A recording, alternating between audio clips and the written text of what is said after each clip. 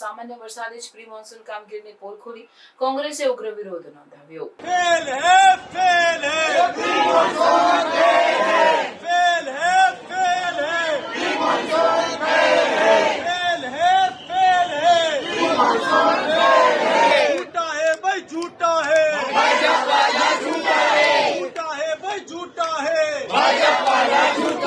અમદાવાદ શહેરમાં સામાન્ય વરસાદમાં જ પ્રી મોન્સૂન કામગીરી નિષ્ફળ જતા કોંગ્રેસ પાર્ટીએ ઉગ્ર વિરોધ પ્રદર્શન કર્યું છે.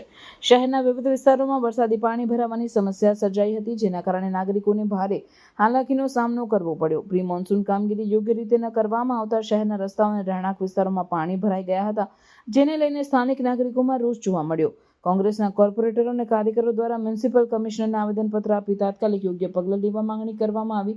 કોંગ્રેસે જણાવ્યું કે મ્યુનિસિપલ કોર્પોરેશનના જવાબદાર અધિકારીઓ યોગ્ય કામગીરી ન કરતા સામાન્ય વરસાદમાં જ શહેરમાં સમસ્યાઓ ઊભી થઈ છે. આવેદનપત્રમાં મૃત્યુ પામેલા નાગરિકોના પરિવારજનોને વળતર આપવા અને જવાબદાર અધિકારીઓ સામે એફઆઈઆર નોંધવાની માંગ પણ કરવામાં આવી. વિરોધ પ્રદર્શન દરમિયાન કોંગ્રેસના આગેવાનો અને કોર્પોરેટરોએ શહેરના વિવિધ વિસ્તારોમાં પાણી ભરાવાની સમસ્યા, ટ્રાફિક જામ અને જનજીવન પર પડેલા પ્રભાવ અંગે તંત્રનું ધ્યાન દોર્યું. તેમણે જણાવ્યું કે જો તાત્કાલિક યોગ્ય પગલાં નહીં લેવાય તો આગામી સમયમાં વધુ ઉગ્ર આંદોલન કરવામાં આવશે.